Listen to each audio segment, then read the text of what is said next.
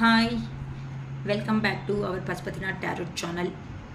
Okay, ಹೊಸದಾಗಿ subscribe ಆಗ್ತಾ ಇರೋ ಪ್ರತಿಯೊಬ್ಬರಿಗೂ ಧನ್ಯವಾದಗಳು. ನಮ್ಮ ವಿಡಿಯೋಕ್ಕೆ ಒಳ್ಳೆ ನೇಮ್ ಅನ್ನೋದು ಕೊಡ್ತಾ ಮುಂದಕ್ಕೆ ಅನ್ನೋದು ತಗೊಂಡು ಹೋಗ್ತಾ ಇರೋ ಪ್ರತಿಯೊಬ್ಬರಿಗೂ ಹಾರ್ಟ್ಫುಲಿ ಧನ್ಯವಾದಗಳು ಅಂತ ಹೇಳ್ತಾ ಇದ್ದೀನಿ. ಓಕೆ, ಏನಕ್ಕಂತ ಅಂದರೆ ಯಾರಂತೂ ಬಾಧೆಯಲ್ಲಿ ಇರ್ತಾರೋ, ಯಾರಂತೂ ನೆಗೆಟಿವ್ ಎನರ್ಜಿದಲ್ಲಿ ಲೈಫ್ ಅನ್ನೋದನ್ನ ಸ್ಟಕ್ ಮಾಡ್ಕೊತಾ ಇರ್ತಾರೋ ಅಂತ ಅವರಿಗೆ ನಮ್ಮ ವಿಡಿಯೋ ಅನ್ನೋದು just like A Boost up ಅಷ್ಟೇ ಅಲ್ವಾ. ಎಲ್ಲ ಹೋಗ್ಬಿಟ್ಟು ನಾವೇ ಮಾಡೋಕ್ಕಾಗಲ್ಲ, ಅಟ್ಲೀಸ್ಟ್ ನಮಗೆ ಆಗಿರೋ ಅಷ್ಟು ನಾವು ಹೆಲ್ಪ್ ಮಾಡ್ತಾ ಮುಂದಕ್ಕೆ ಹೋಗೋಣ. ಶಿರೀಷಕ್ಕ ಅದೊಂದೇ ಯಾವಾಗೂ ಅಂದ್ಕೊಳೋದು. ಓಕೆನಾ? ಓಕೆಮ್ಮ, ಈಗ ಕಾರ್ಡ್ ಶಫಲ್ ಮಾಡ್ತಾ ಇದ್ದೀನಿ. ಕಾರ್ಡ್ ಶಫಲ್ ಮಾಡೋ ಮೂಮೆಂಟಲ್ಲಿ ನಿಮ್ಮ person name, date of birth ಅನ್ನೋದು ರಿಮೆಂಬರ್ ಮಾಡ್ಕೊಳ್ರಿ. ತುಂಬ ಸ್ಮಾಲ್ 15 ಮಿನಿಟ್ಸ್ ಈ ಥರ ವೀಡಿಯೋಸೇ ಮಾಡ್ಬೇಕು ಅನ್ಕೊತಾ ಇದ್ದೀನಿ, ತುಂಬ ಮಾತುಗಳು ಬೇಡ ಅಂತ. ಸೊ ಯಾರಿಗಾದ್ರೂ ಲವ್ ಮ್ಯಾಗ್ನೆಟಿಕ್ ಅಂದರೆ ಜಸ್ಟ್ ಹುಣ್ಣಿಮೆ ಬರ್ತಾ ಇದೆ, ಬುಕ್ ಮಾಡೋ ಇಂಟ್ರೆಸ್ಟ್ ಇರೋರು ಬುಕ್ ಮಾಡ್ಕೋಬೋದು. ವಿಡಿಯೋ ಜಸ್ಟ್ ನನ್ನ ನಂಬರ್ ಅನ್ನೋದು ಡಿಸ್ಕ್ರಿಪ್ಷನ್ ಬಾಕ್ಸಲ್ಲಿ ಪ್ರೊವೈಡ್ ಮಾಡಿರ್ತೀನಿ. ಇಂಟ್ರೆಸ್ಟ್ ಇರೋ ಅವರು ಅಕ್ಕ ನಾವು ಪಾಸಿಟಿವ್ ಬರ್ತಾ ಇದ್ದೀವಿ, ಇನ್ನೂ ವರ್ಕೌಟ್ ಅನ್ನೋದು ಫಾಸ್ಟಾಗಿ ಆಗಬೇಕು, ಇಲ್ಲ ಜಾಬ್ಸ್ ಪರ್ಪಸ್ಸು ನಾವು ಟ್ರೈ ಮಾಡ್ತಾ ಇದ್ದೀವಿ, ಗೌರ್ಮೆಂಟ್ ಜಾಬ್ಸ್ ಪರ್ಪಸ್ಸು. ಸೊ ಅದಕ್ಕೋಸ್ಕರ ಸ್ವಲ್ಪ ಲೋ ಎನರ್ಜಿ ಕೆಲವೊಂದು ಸತಿ ಹೋಗ್ತಾ ಇದ್ದೀವಿ ಅಂತ ಏನಾದರೂ ಅನ್ಕೊತಾ ಇದ್ರೆ ಅಂತ ಅವ್ರು ಇದ್ದೀರಾ ಅಂತ ಅಂದರೆ ಅದನ್ನು ಸೆಟ್ ಅದನ್ನು ಸಮೇತ ನೀವು ಪಾಸಿಟಿವ್ ಬರೋದಕ್ಕೆ ನಮ್ಮ ಹತ್ರ ಬ್ರಾಸ್ಲೆಟ್ಸ್ ಅನ್ನೋದು ಸಿಗುತ್ತೆ ಅಮ್ಮ. ಇಂಟ್ರೆಸ್ಟ್ ಇರೋರು ತಗೋಬೋದು. ಓಕೆ, ರೀಕನ್ಸಿಲೇಷನ್ ಅಂತ ಹೇಳ್ತಿದ್ದಾರಮ್ಮ ನಿಮ್ಮ ಪರ್ಸನ್ ಅನ್ನೋ ಅವರು. ನೆಕ್ಸ್ಟ್ ಬಂದು stay optimistic, beware of confidence, beware of codependency, be present, past lives. They are the one. Deception.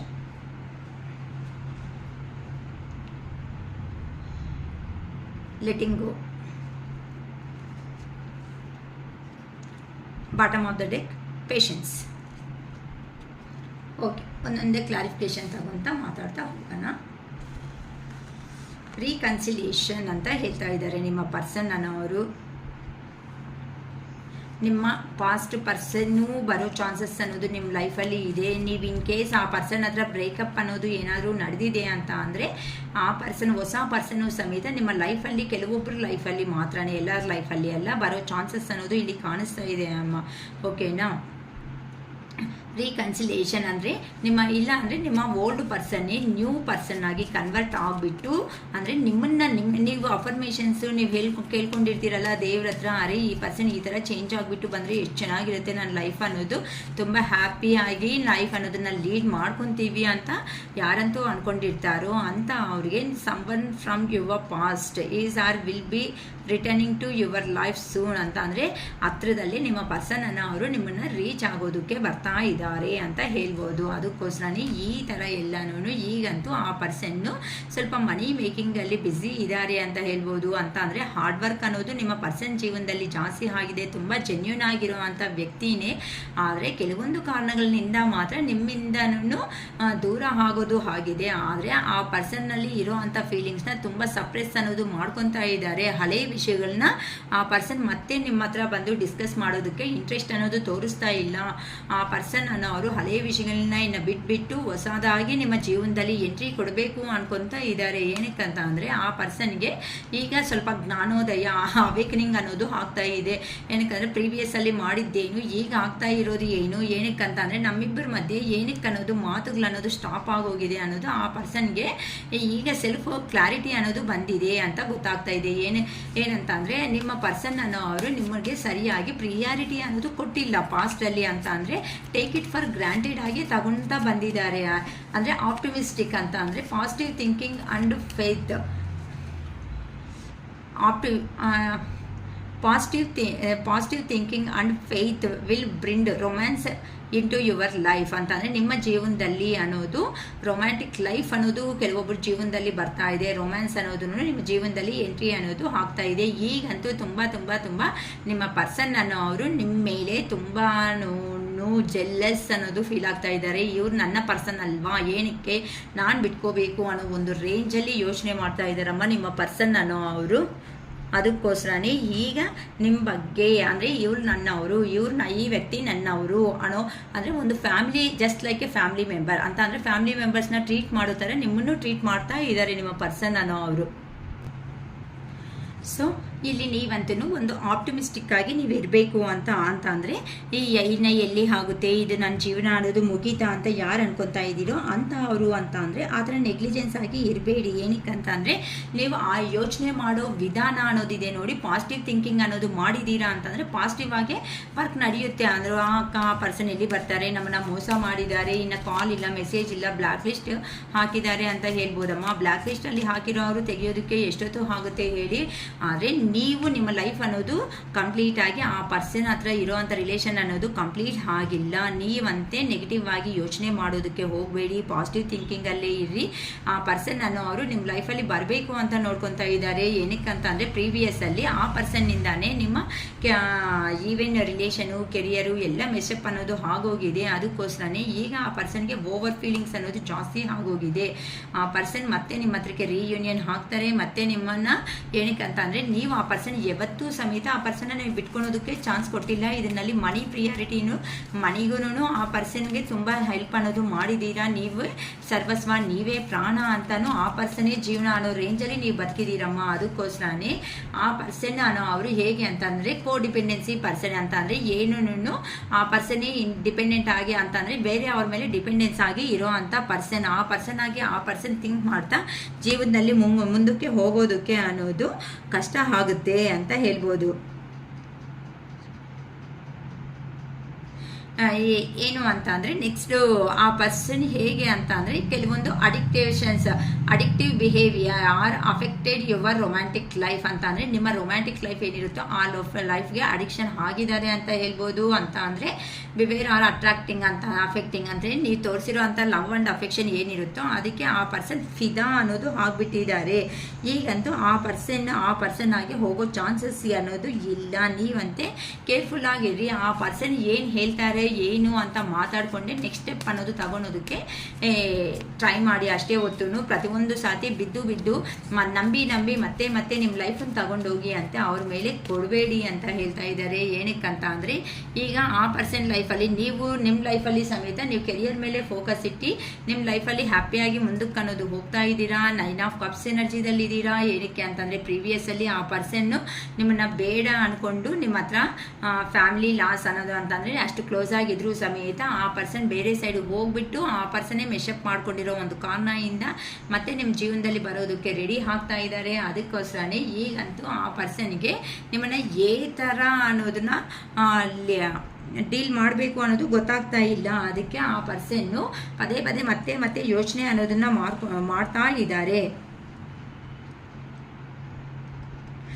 ನೀವು ನೋಡಿದ್ರೆ ಒಳ್ಳೆ ಬಿ ಪ್ರೆಸೆಂಟ್, ನೀವು ಪ್ರೆಸೆಂಟಲ್ಲೇ ನೀವು ಯೋಚನೆ ಮಾಡ್ಕೊತ ಆ ಪರ್ಸನ್ ಖಂಡಿತ ಬರ್ತಾರೆ ಅನ್ನೋ ಒಂಥರ ನೀವು ಸಮೇತ ಕೆಲವೊಬ್ಬರು ಹಾಕ್ತಾ ಇದ್ದೀರಾ, ಬಿ ಪ್ರೆಸೆಂಟಲ್ಲೇ ಇದ್ದೀರಾ ಅಂತಂದರೆ ನೀವು ಇನ್ನು ಪಾಸ್ಟ್ಗೆ ಹೋಗೋದಕ್ಕೆ ಇಂಟ್ರೆಸ್ಟ್ ಅನ್ನೋದು ತೋರಿಸ್ತಾ ಇಲ್ಲ. You will attract love by enjoying your life as it is ಅಂತ ಅಂದರೆ ನಿಮ್ಮ ಲೈಫ್ ಅನ್ನೋದನ್ನು ನೀವು ಎಂಜಾಯ್ ಮಾಡ್ಕೊಳೋದು ಕಾರಣಗಳಿಂದ ನೀವು ಅನ್ನೋದು ಮುಂದಕ್ಕೆ ಅನ್ನೋದು ಹೋಗ್ತಾ ಇರೋ ಕಾರಣದಿಂದ wherever you are be all there ಅಂತ ಅಂದರೆ ನೀವು ಎಲ್ಲಿರ್ತೀರೋ ನಿಮ್ಮ ಪಾಸಿಟಿವ್ ಆರಾ ಅನ್ನೋದು ಎಲ್ಲರನ್ನೂ ಅಟ್ರಾಕ್ಟ್ ಮಾಡೋ ಥರ ಇರುತ್ತೆ. ಅಂತ ಅಂದರೆ ನೀವು ಎಲ್ಲಿರ್ತೀರೋ ಅಲ್ಲಿ ಸಂತೋಷ ಅನ್ನೋದು ಬೇಡ ಅಂದರೂ ಸಮೇತ ಹ್ಯಾಪಿನೆಸ್ ಅನ್ನೋದು ಅಲ್ಲಿ ಸಿಗ್ತಾ ಇರುತ್ತೆ ಅಂತ ಆ ಪರ್ಸನ್ ನೀವೆಲ್ಲಿದ್ದೀರೋ ಅಲ್ಲಿಂದನೇ ಅಬ್ಸರ್ವ್ ಮಾಡ್ಕೊತ ನಿಮ್ಮ ವ್ಯಾಲ್ಯೂ ಅನ್ನೋದು ತಿಳ್ಕೊತಾ ಇರೋದಕ್ಕೆ ಈಗಂತೂ ಆ ಪರ್ಸನ್ ನಿಮಗೆ ಅಡಿಕ್ಷನ್ ಅನ್ನೋದು ಆಗಿಬಿಟ್ಟಿದ್ದಾರೆ. ಮತ್ತೆ ಆ ಪರ್ಸನ್ ಅನ್ನೋದು ಇನ್ನು ಬರ್ಡನ್ಸ್ನ ಫೇಸ್ ಮಾಡೋದಕ್ಕೆ ರೆಡಿ ಆಗಿಲ್ಲ. ಯಾವ ಥರ ಬರ್ಡನ್ಸ್ ಇದ್ರೂ ಸಮೇತ ಅವೆಲ್ಲ ಕಂಪ್ಲೀಟ್ ಅನ್ನೋದನ್ನ ಮಾಡಿಕೊಂಡು ಬರಲೇಬೇಕು. ಈಗಂತೂ ನನ್ನ ಟೈಮ್ ಅನ್ನೋದು ಚೆನ್ನಾಗಿಲ್ಲ, ಈ ಟೈಮ್ ಅನ್ನೋದು ಸ್ವಲ್ಪ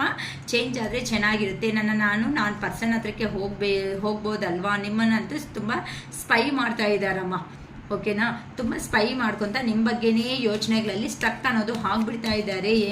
ಮತ್ತೆ ಅದನ್ನು ಏ ಥರ ಎಕ್ಸ್ಪ್ಲೋರ್ ಮಾಡಬೇಕು ಅನ್ನೋದು ಆ ಪರ್ಸನ್ಗೂ ಗೊತ್ತಾಗ್ತಾ ಇಲ್ಲ. ನೀವು ಸಮೇತ ಆ ಪರ್ಸನ್ ಬಂದರೆ ಬರಲಿ ಹೋದರೆ ಹೋಗಲಿ ಅನ್ನೋ ಒಂಥರ ನೀವು ಇದ್ದೀರಾ.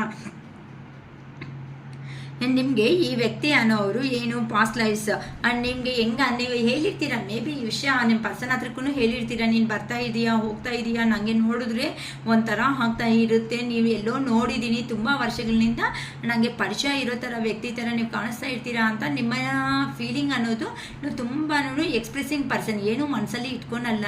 ನಿಮ್ಮ ಪರ್ಸನ್ ಹತ್ರ ಏನಿದ್ರೂ ಸಮೇತ ತುಂಬ ಓಪನ್ ಅಪ್ ಆಗಿ ಹೇಳ್ಬಿಡ್ತೀರಾ. ಆದರೆ ಆ ಪರ್ಸನ್ ಇಂಟ್ರೋವರ್ಸಿ ಪರ್ಸನ್, ಏನೂ ಹೇಳಲ್ಲ, ಎಲ್ಲ ಹೈಡ್ ಮಾಡ್ತಾರೆ. ಅಂದರೆ ಆ ಪರ್ಸನ್ ಏನ್ ಥರ ಅಂತ ಅಂದರೆ just like family oriented person ಅಂತ ಹೇಳ್ಬೋದು. ಫ್ಯಾಮಿಲಿಗೆ ಪ್ರಿಯಾರಿಟಿ ಕೊಡೋ ಅಂಥ ಪರ್ಸನ್ನು. ನೀವು ಇಷ್ಟು ಹೇಳಿದ್ರು ಸಮೇತ ಯಾವತ್ತೂ ಫ್ಯಾಮಿಲಿ ಈ ಥರ ಅಂದ್ಕೊಂಡು ಹೋಗಿರೋ ಅಂಥ ಪರ್ಸನೇಸ್ ಬಿಟ್ಟು ನಿಮ್ಗೆ ಯಾವತ್ತೂ ಪ್ರಿಯಾರಿಟಿ ಕೊಟ್ಟಿಲ್ಲ. ಅದಕ್ಕೋಸ್ಕರನೇ you have known this person before ಅಂತ ಅಂದರೆ ನಿಮ್ಗೆ ಹೆಂಗೆ ಅನಿಸ್ತಾ ಇದೆ ಅಂತಂದರೆ ನನಗೆ ತುಂಬ ವರ್ಷಗಳಿಂದ ಈ ಪರ್ಸನ್ ಹತ್ರ ನನಗೆ ಪರಿಚಯ ಇದೆ ಅನ್ನೋದು ನಿಮ್ಗೆ ಗೊತ್ತಾಗ್ತಾ ಇದೆ. ಕೆಲವೊಂದು ಸಾರಿ ನಿಮಗೆ ಡೌಟ್ ಬರ್ತಾ ಇರುತ್ತೆ, ಇದೇನಾದರೂ ಸೋಲ್ಮೇಟ್ ಕನೆಕ್ಷನಾ ಅಂತಾನು ಅಂದರೆ ಸೋಲ್ಮೇಟ್ ಕನೆಕ್ಷನಾ ಅಂತಾನು ಡೌಟ್ ಬರ್ತಾ ಇರುತ್ತೆ. ಅದಕ್ಕೆ ನಿಮಗೂ ಹೆಂಗಿರುತ್ತೋ ನಿಮ್ಮ ಪರ್ಸನ್ಗೂ ಈಗ ಅದೇ ಫೀಲಿಂಗ್ಸ್ ಅನ್ನೋದು ಆ ಪರ್ಸನ್ ಲೈಫಲ್ಲಿ ಸ್ಟಾರ್ಟ್ ಆಗಿದೆ. ಯೂನಿವರ್ಸ್ ಅನ್ನೋ ಅವರು ನಿಮ್ಮನ್ನು ಸಪ್ರೇಷನ್ ಮಾಡಿಸ್ಬಿಟ್ಟು ಈ ಥರ ಆಟ ಆಡಿಸ್ತಾ ಇದ್ದಾರೆ ಅಂತ ಹೇಳ್ಬೋದು. ಈಗ ಜಗಳ ಅನ್ನೋದು ಅಂದರೆ ಭಯಂಕರವಾದ ಜಗಳ ಅನ್ನೋದು ಆ ಪರ್ಸನ್ ಜೀವನದಲ್ಲಿ ನಡೀತಾ ಇದೆ. ಎಲ್ಲಿ ಹೋಗಿದ್ದಾರೋ ಅಲ್ಲಿ ಕೆಲವೊಂದು ಸಾರಿ ನೀವು ಅಂದರೆ ಇಷ್ಟ ಇದ್ರು ಕೆಲವೊಂದು ಕಾರಣಗಳಿಂದ ಆ ಪರ್ಸನ್ ಹೋಗಲೇಬೇಕಾಗಿರೋ ಸಿಚುವೇಶನ್ಸ್ ಅಲ್ಲೇ ನಿಮ್ಮನ್ನು ಬಿಟ್ಕೊಂಡು ಅನ್ನೋದು ಹೋಗಿದಾರಮ್ಮ. ಅದಕ್ಕೆ ಆ ಪರ್ಸನ್ ಏನು ಮಾಡಬೇಕು, ಯಾವ ಥರ ಇರಬೇಕು ಅಂತಲೂ ಗೊತ್ತಾಗ್ತಾ ಇಲ್ಲ. ತುಂಬ ಹಾರ್ಡ್ ವರ್ಕ್ ಆಗಿ ಹೆವಿ ರೆಸ್ಪಾನ್ಸಿಬಿಲಿಟೀಸ್ ಇದೆ ಅಮ್ಮ ನಿಮ್ಮ ಪರ್ಸನ್ ಲೈಫಲ್ಲಿ. ಹೆವಿ ರೆಸ್ಪಾನ್ಸಿಬಿಲಿಟೀಸ್ ಅಂತ ಹೇಳ್ಬೋದು. ಫ್ಯಾಮಿಲಿ ಓರಿಯೆಂಟೆಡ್ ಪರ್ಸನ್ ಆಗಿ ಕಾಣಿಸ್ತಾ ಇದೆ. ಮನಿದಲ್ಲಿ ತುಂಬ ಲೋ ಎನರ್ಜಿದಲ್ಲಿದ್ದಾರೆ, ತುಂಬ ಸ್ಟಕ್ ಆಗಿಬಿಟ್ಟಿದ್ದಾರೆ ಅಂತ ಅಂದರೆ ಮೇ ಬಿ ಆ ಪರ್ಸನ್ಗೆ ಲೈಫಲ್ಲಿ ಡೆಟ್ಸ್ ಅನ್ನೋದನ್ನು ಜಾಸ್ತಿ ಇರ್ಬೋದು. ಅಂತ ಅಂದರೆ ಆ ಪರ್ಸನ್ನ ನಂಬಿಸ್ಬಿಟ್ಟು ಯಾರು ಮೋಸನೂ ಮಾಡಿಬಿಟ್ಟು ಹೋಗಿದ್ದಾರೆ ಅಂತಂದರೆ ಈಗೋ ಪರ್ಸನ್ ಆ ಪರ್ಸನ್ ನಾನು ಎಲ್ಲ ತೋರಿಸ್ಕೋಬೇಕು ಅನ್ನೋ ರೇಂಜಲ್ಲಿ ಹೋಗಿದ್ದಾರೆ ಸ್ಟಾರ್ಟಿಂಗಲ್ಲಿ. ಆದರೆ ಅಲ್ಲಿ ನಡೆದಿರೋದು ಒಂದಾದರೆ ನಿಮ್ಮ ಹತ್ರ ಪೋರ್ಟ್ರೇಟ್ ಮಾಡ್ತಾ ಇರೋದು ಒಂದು. ಅದಕ್ಕೋಸ್ಕರನೇ ಇಲ್ಲಿ ನಿಮ್ಮ ಪರ್ಸನ್ನು ದೇ ಆರ್ ದ ಒನ್. ಅವನ್ನೆಲ್ಲರನ್ನೂ ನೋಡಿದ್ರೆ ನೀನು ಮಾತ್ರನೇ ನನಗೆ ಒಂಥರ ಅಂದರೆ ನನ್ನ ಸರೌಂಡಿಂಗಲ್ಲಿ ನಿಂತರ ಇರುವಂಥ ಪರ್ಸನ್ನು, ಅಂದರೆ ನನಗೆ ಗೈಡೆನ್ಸ್ ಮಾಡೋ ಅಂಥ ಪರ್ಸನ್ಸ್ ಯಾರೂ ಇಲ್ಲ. ಅವರು ಅಲ್ಲಿ ಎಲ್ಲಿ ಹೋಗಿದ್ದಾರೋ ಅವರೆಲ್ಲ ಒಂದು ಆದರೆ ನಾನೇ ಒಂಟಿ ಆಗಿ ಆಗಿಬಿಟ್ಟಿದ್ದೀನಿ ಅನ್ನೋ ಥರ ಹೇಳ್ತಾ ಇದ್ದಾರೆ.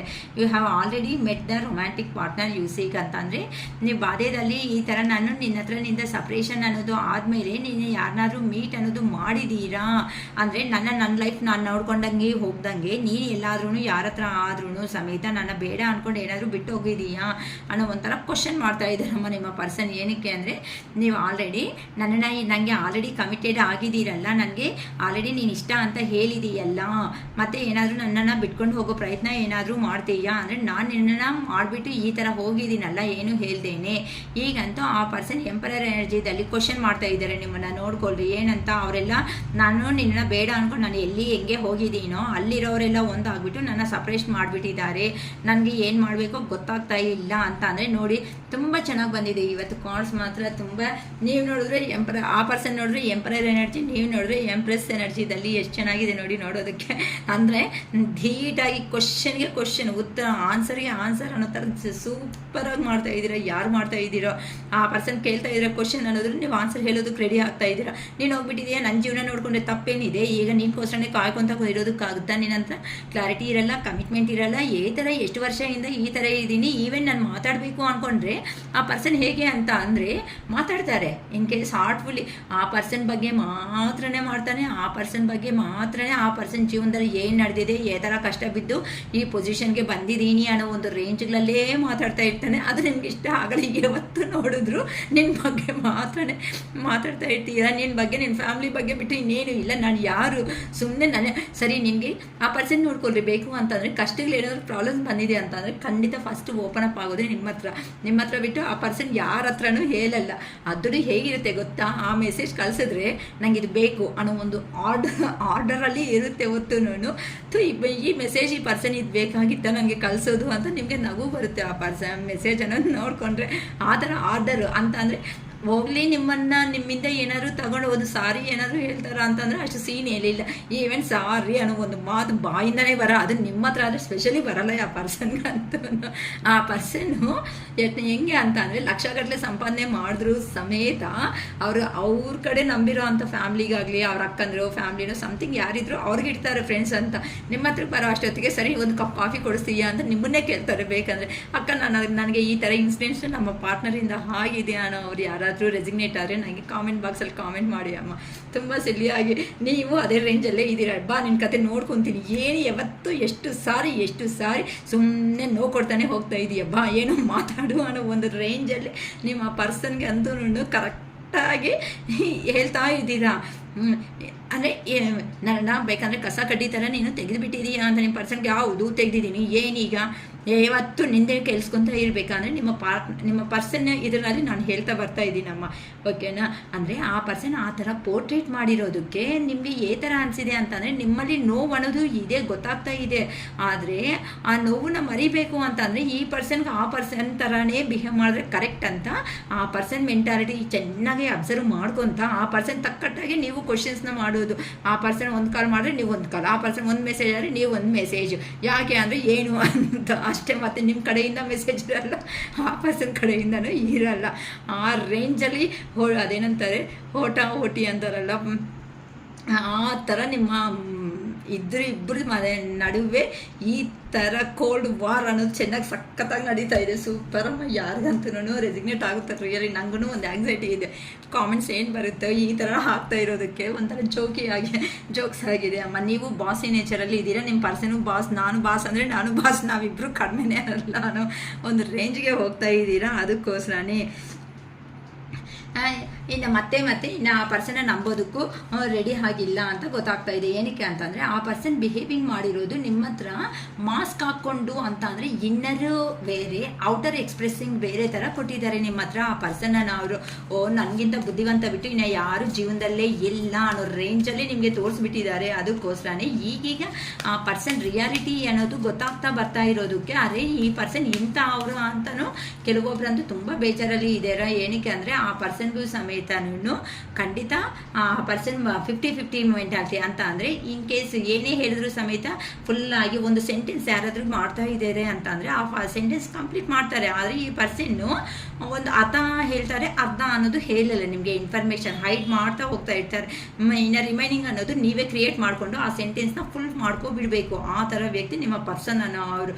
ಅದಕ್ಕೋಸ್ಕರನೇ ಈಗಂತೂ ನಾನೇನು ಸ್ಟೆಪ್ ತಗೊಳ್ಳಿ ಅನ್ನೋ ಒಂದು ರೇಂಜಲ್ಲಿ ಇದ್ದಾರೆ. ಆ ಪರ್ಸನ್ನಲ್ಲಿ ಎಕ್ಸ್ಪ್ರೆಸ್ಸಿಂಗ್ ಅನ್ನೋದು ಇದ್ರೂ ಸಮೇತ ತುಂಬ ಕಂಟ್ರೋಲಬಲ್ ಪರ್ಸನ್ ಅವರಂತ ಅಂದರೆ ಅವ್ರನ್ನಲ್ಲಿ ಇರೋವಂಥ ಎಕ್ಸ್ಪ್ರೆಸ್ ಏನೈತೋ ಅದನ್ನು ಬೇಗ ತುಂಬಾ ಇದು ಮಾಡಲ್ಲ, ಎಕ್ಸ್ಪ್ರೆಸ್ ಮಾಡಲ್ಲ. ಅಷ್ಟು ಕಂಟ್ರೋಲಬಲ್ ಕೆಪಾಸಿಟಿ ಇರೋರು. ಬೇಕಂದರೆ ಎಲ್ಲ ನಿಮ್ಮನ್ನೇ ಅಬ್ಸರ್ವ್ ಮಾಡ್ತಾ ಇರ್ತಾರೆ.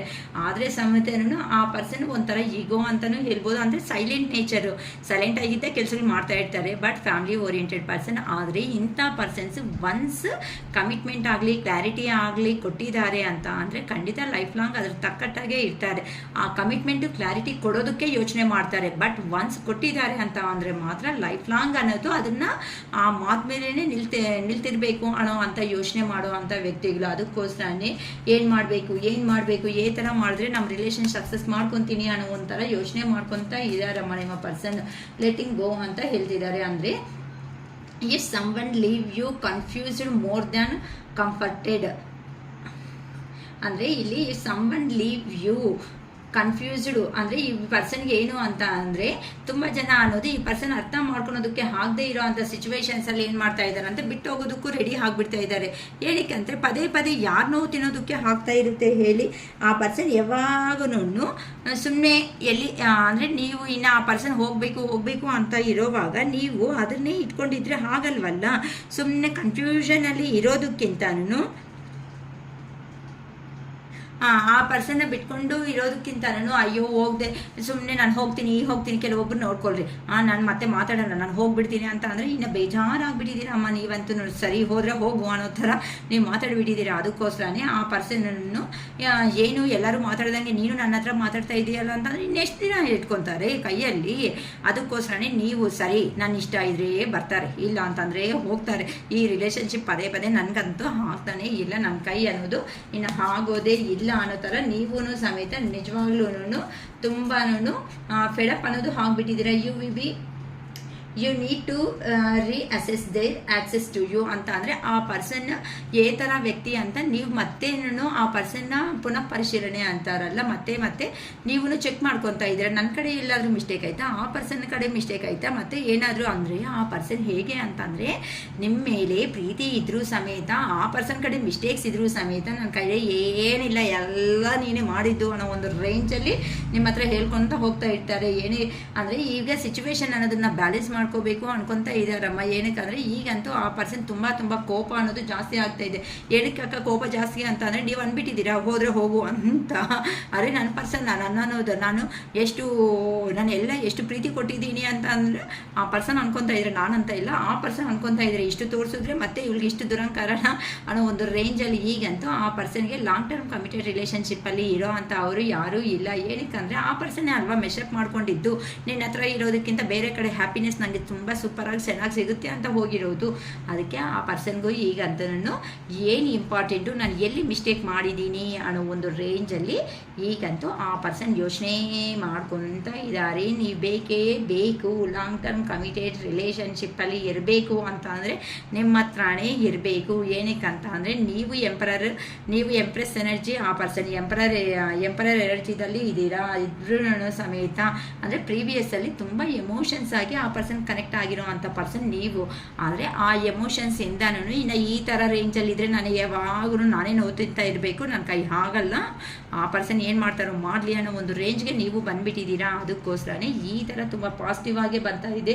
ಸೊ ಈ ಪಾಸಿಟಿವ್ ವೈಬ್ ಅನ್ನೋದು ಸಮೇತ ಯಾರಿಗೆ ರೆಸಿಗ್ನೇಟ್ ಆಗುತ್ತೋ ನೋಡ್ಕೊಳ್ರಿ. ರೆಸಿಗ್ನೇಟ್ ಆಗಿದೆ ಅಂತಂದರೆ ಫುಲ್ಲು ಅಕ್ಕ ನನಗೆ 100% ರೆಸಿಗ್ನೇಟ್ ಆಗಿದೆ ಅಂತ ಹೇಳಿ ಇಲ್ಲ ಅಕ್ಕ, ಕೆಲವೊಂದು ಪಾಯಿಂಟ್ಸ್ ಬಟ್ ತುಂಬ ಫಿಟ್ ಆಗೋದಕ್ಕೆ ನೀವು ಟ್ರೈ ಮಾಡಬೇಡಿ. ಏನಕ್ಕೆ ಅಂತ ಅಂದರೆ ಕೆಲವೊಬ್ಬರು ಇನ್ನು ಅರ್ಥ ಮಾಡ್ಕೊಳೋ ಪ್ರಯತ್ನದಲ್ಲಿ ಎಲ್ಲರಿಗೂ ಒಂದೇ ಥರ ಬರಲ್ವಲ್ಲ. ಕೆಲವೊಬ್ಬರು ಏನಂತಾರೆ ತುಂಬ ಫಸ್ಟ್ ವರ್ಕ್ ಅನ್ನೋದು ಫಸ್ಟ್ ಸ್ಟಾರ್ಟ್ ಮಾಡಿರೋರಿಗೆ ಏನು ಪೆಟ್ಟು ಬಿದ್ದು ಅದೇನಾಗುತ್ತೆ, ಒಂದು ಶಿಲ್ಪಿಯಾಗಿ ನೀಟಾಗಿ ರೆಡಿ ಆಗಿಬಿಡುತ್ತೆ. ಒಂದು ಕಲ್ಲು ಅನ್ನೋದು ಹೊಡೆದು ಅದೇ ಥರನೇ ಕೆಲವೊಬ್ರಿಗೆ ಕೆಲವೊಂದು ಅಂತ ಅಂದರೆ ಕೆಲವೊಬ್ರಿಗೆ ರೀಸೆಂಟಾಗಿ ಸ್ಟಾರ್ಟ್ ಆಗಿರೋ ಅವ್ರಿಗೆ ಏನು ಅನ್ನಿಸುತ್ತೆ ರಿಲೇಷನ್ಶಿಪ್ಪಲ್ಲಿ ಚೆನ್ನಾಗಿದ್ದೀವಿ ಅನ್ಕೊತೀರ, ಸ್ವಲ್ಪ ಚೇಂಜ್ ಅಪ್ ಬರೋ ಅಷ್ಟೊತ್ತಕ್ಕೆ ಈ ಥರ ವೀಡಿಯೋಸನ್ನು ನೋಡ್ಕೊತ ಎಲ್ಲಿ ಏನು ಮಿಸ್ಟೇಕ್ ಅನ್ನೋದು ಆಗಿದೆ ಅಂತ ನೀವು ಸಮೇತ ಅದನ್ನು ಚೆಕ್ ಮಾಡ್ಕೊತ ಇನ್ನು ಯಾವ ಥರ ಜೀವನದಲ್ಲಿ ಲೈಫಲ್ಲಿ ನಾನು ಬದಲಾವಣೆ ಚೇಂಜ್ ಅಪ್ ಅನ್ನೋದು ಆದರೆ ಚೆನ್ನಾಗಿರುತ್ತೆ ಅಂತ ನೀವು ಸಮೇತ ಯೋಚನೆ ಮಾಡ್ಕೊತ ಜೀವನದಲ್ಲಿ ಮುಂದಕ್ಕೆ ಹೋಗ್ತಾ ಇರೋ ಅಂಥ ಕಾರಣಗಳಿಂದ ಓಕೆನಾ ನಿಮ್ಮ ಲೈಫನ್ನು ಸರಿ ಮಾಡ್ಕೊಳೋದಕ್ಕೆ ಸ್ಟಾರ್ಟಿಂಗ್ ಲೆವೆಲಲ್ಲಿ ಯಾರಾದರೂ ಇದ್ದಾರೆ ಅಂತ ಅಂದರೆ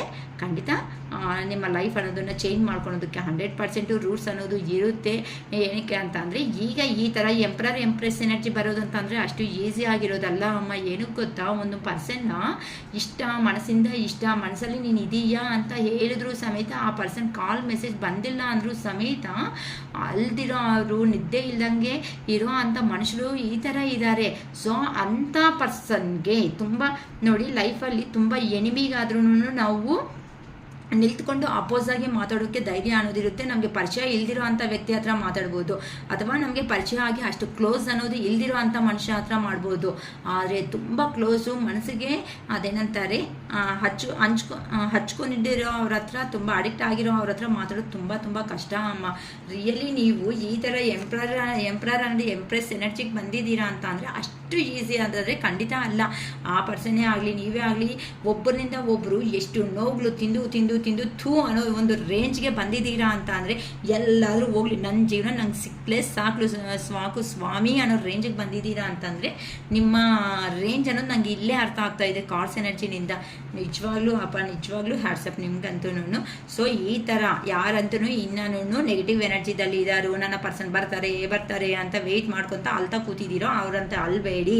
ನಿಮ್ಮ ಜೀವನದಲ್ಲಿ ನೀವು ಮುಂದಕ್ಕೆ ಅನ್ನೋದು ಹೋಗ್ತಾ ಇದ್ದೀರಾ ಅಂತಂದರೆ ನೀವು ಸಂತೋಷವಾಗಿದ್ದರೆ ಮಾತ್ರನೇ ಆ ಪರ್ಸನ್ ಅನ್ನೋದಕ್ಕೆ ಬರೋದಕ್ಕೆ ಚಾನ್ಸಸ್ ಇದೆ. ನೀವು ಅಯ್ಯೋ ನನ್ನ ಪರ್ಸನ್ ಇಲ್ಲ ಅಂತ ಎಮೋಷ್ನಲ್ ಆಗಿ ಸ್ಟೇಟಸ್ಗಳು ಹಾಕ್ಕೊಂಡು ಅಳ್ತಾ ಕೂತ್ಕೊಂಡ್ರೆ ಖಂಡಿತ ಅರ್ಥ ಆಗಲ್ಲ. ಅಲ್ಲಮ್ಮ, ಆ ಪರ್ಸನ್ ನಿಮ್ಮ ಮುಂದೆ ಇದ್ದಾಗಲೇ ನಿಮ್ಮ ಫೀಲಿಂಗ್ಸ್ ಅನ್ನೋದು ಅಷ್ಟು ಓಪನ್ ಅಪ್ ಆಗಿ ಹೇಳ್ತಾ ಇದ್ರೇ ಆ ಪರ್ಸನ್ಗೆ ಅರ್ಥ ಆಗ್ತಾ ಇಲ್ಲ ಅಂತ ಅಂದರೆ ನೀವು ಹಾಕುವಂಥ ಸ್ಟೇಟಸ್ಗಳು ಆ ಪರ್ಸನ್ಗೆ ಅರ್ಥ ಆಗುತ್ತಾ? ಆ ಥರ ಅಲ್ದು ಹಾಕ್ಕೊಳೋದಕ್ಕಿಂತ ಅಲ್ತಾ ಇದ್ದೀರಾ ಅಂದರೆ ಏನಾಗುತ್ತೆ ಗೊತ್ತಾ, ಈ ಥರ ಮೆಸೇಜಸ್ ಆದರೆ ನಿಮ್ಮ ಎನರ್ಜಿ ಅನ್ನೋದು ಅವ್ರಿಗೆ ರೀಚ್ ಆಗ್ತಾ ಇದೆ ಅಂತ ಅರ್ಥ. ಅಂದರೆ ಇಲ್ಲ ನಿನ್ನ ಮರೆಯೋದಕ್ಕೆ ಆಗ್ತಾ ಇಲ್ಲ, ಪದೇ ಪದೇ ನೀನು ನೆನಪು ಮಾಡ್ಕೊತಾ ಇದ್ದೀನಿ ಅಂತ ಅಂದರೆ ನಿನ್ನ ವೆಯ್ಟ್ ಮಾಡಲಿ ಬಿಡಿ, ಇನ್ನೂ ಸ್ವಲ್ಪ ದಿನ ಹೆಂಗೆ ಇರಲಿ ಆಟಾಡ್ಸೋಣ ಅಂತ ಅನ್ಕೊತಾರೆ. ಅದೇ ನೀನಿಲ್ಲ ನಾನು ಅಂದರೆ ನೋವಿದ್ರೂ ಸಮೇತ ನಾನು ಹ್ಯಾಪಿಯಾಗಿ ಬಿಂದಾಸ್ ಆಗಿದ್ದೀನಿ, ಯಾರಿದ್ರು ಯಾರು ಹೋದ್ರು ಅಂತ ನೀವೇನಾದರೂ ತೋರಿಸಿದ್ದೀರಾ ಅಂತ ಅಂದರೆ ಆ ಪರ್ಸನ್ ಸಮೇತ ಹಂಗೆ ಯೋಚನೆ ಮಾಡ್ತಾರೆ. ಅದಕ್ಕೆ ಹೇಳುವುದು, ಯಾವತ್ತು ಲೋ ಎನರ್ಜಿದಲ್ಲಿ ಯಾರೂ ಹೋಗಬೇಡಿ, ಯಾವತ್ತೂ ಪಾಸಿಟಿವ್ಗೆ ಬನ್ನಿ ಅಂತ ಹೇಳ್ತಾ ಇರ್ತೀವಿ. ಓಕೆ ಅಕ್ಕ, ನಾವು ಹಂಗೆ ಏನಾದರೂ ಲವ್ ಮ್ಯಾಗ್ನೆಟಿಕ್ ಬ್ರಾಸ್ಲೆಟ್ಸ್ ಏನಾದರೂ ಬೇಕು, ರಿಂಗ್ಸ್ ಏನಾದರೂ ಬೇಕು, ಇಲ್ಲ ಅಥವಾ ಏನಾದರೂ ಮನೆಯಲ್ಲಿ ಚೆನ್ನಾಗಿಲ್ಲ, ಸುಮ್ಮನೆ ಕಿರಿಕಿರಿ, ಹೆಲ್ತ್ ಇಶ್ಯೂಸ್ ಏನಾದರೂ ಆಗ್ತಾಯಿದ್ರು, ಈ ಥರ ಬೇಕು ಅನ್ನಂಗಿದ್ರೆ ರೀಡಿಂಗ್ ತಗೊಳ್ರಿ. ಆ ರೀಡಿಂಗ್ ಮೇಲೆ ಬೇಕು ಅನ್ನಂಗಿದ್ರೆ ಏನು ಬೇಕಾಗುತ್ತೆ ಐಟಮು, ಇಲ್ಲ ಅಕ್ಕ ನಮಗೆಲ್ಲ ಕ್ಲಾರಿಟಿ ಇದೆ, ಜಸ್ಟ್ ಈ ಐಟಮ್ ಬೇಕು ಅನ್ನೋರು ಬುಕ್ ಬೇಕಂದರೆ ಮಾಡ್ಕೊಳ್ಳಿ. ಏನಕ್ಕೆ ಅಂತಂದರೆ ಈಗ ಹುಣ್ಣಿಮೆ ಅನ್ನೋದು ಬರ್ತಾ ಇದೆ. ಈ ಹುಣ್ಣಿಮೆ ಮೂಮೆಂಟ್ಸಲ್ಲಿ ನಾವು ಪೂಜೆ ಮಾಡಿ ನಿಮಗೆ ಕೊಡೋದ್ರಿಂದ ಒಳ್ಳೆ ಪಾಸಿಟಿವ್ ಎನರ್ಜಿಗೆ ಕನ್ವರ್ಟ್ ಆಗೋ ಚಾನ್ಸಸ್ ಅನ್ನೋದು 100% ಇರುತ್ತೆ. ಓಕೆನಾ. ನಮ್ಮ ಅರುಣಾಚಲೇಶ್ವರ ಈ ಥರ ಒಳ್ಳೆಯ ವಿಷಯಗಳು ನಿಮ್ಮ ಹತ್ರ ತಲುಪಿಸೋ ಥರ ಮಾಡಿರೋದಕ್ಕೆ ತುಂಬ ತುಂಬ ಧನ್ಯವಾದಗಳು. Gratitude universe. ಓಕೆನಾ. It is all for today. Bye.